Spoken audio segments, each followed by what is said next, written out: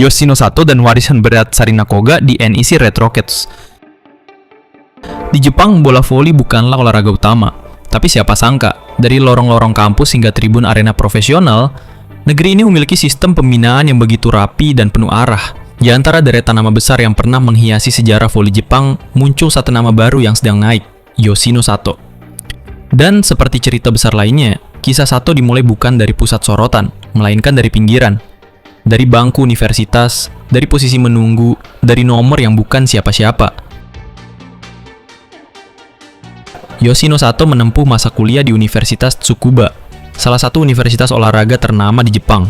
Tahun keduanya menjadi titik balik.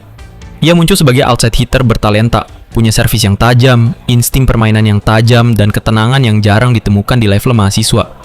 Bersama Mayu Ishikawa dan Airi Miyabe, Sato sempat dijuluki sebagai bagian dari generasi penerus voli Jepang pada 2022. Namun, jalurnya berbeda.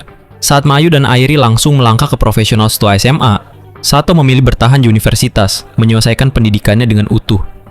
Pilihan itu bukan tanpa risiko. Dalam dunia olahraga yang kerap mengandalkan momentum, Sato sempat tertinggal.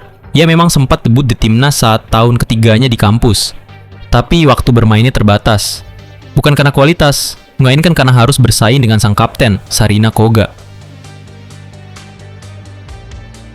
Setelah lulus pada 2023, Sato tidak kekurangan tawaran. Liga profesional tahu apa yang bisa ia berikan. Tapi dari semua pilihan, ia mengambil langkah yang cukup berani. Bergabung dengan NEC Red Rockets, klub tempat Sarina Koga, sang kapten, sang ikon masih bermain dan mengenakan nomor 2. Musim debutnya di V-League Women Division 1 dilalui dengan nomor 22 di punggung. Tapi di dalam dirinya, semua orang tahu, ini hanya awal.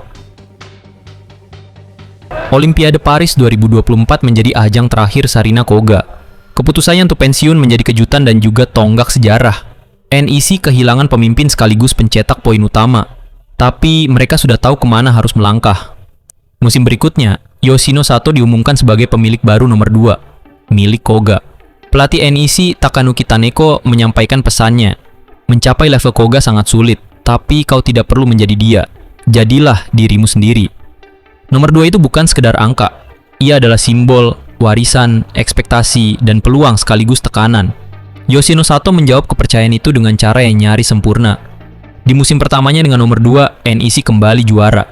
Sato dinobatkan sebagai Best Outside Hitter, sebuah pengakuan resmi, bukan hanya pada kemampuannya, tapi pada transisi yang ia lewati.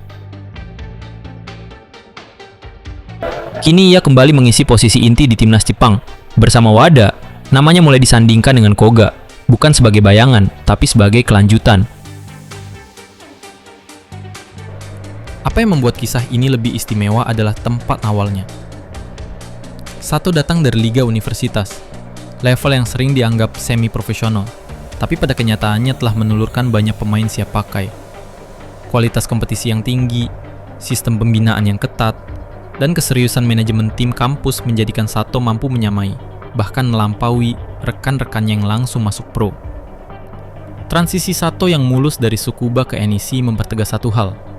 Di Jepang, voli kampus bukan ruang belajar. Ia adalah panggung pembuktian.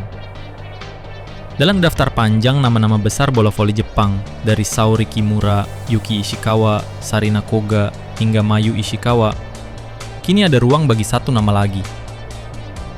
Bukan karena ia meniru, tetapi karena ia tahu bagaimana menciptakan jalannya sendiri.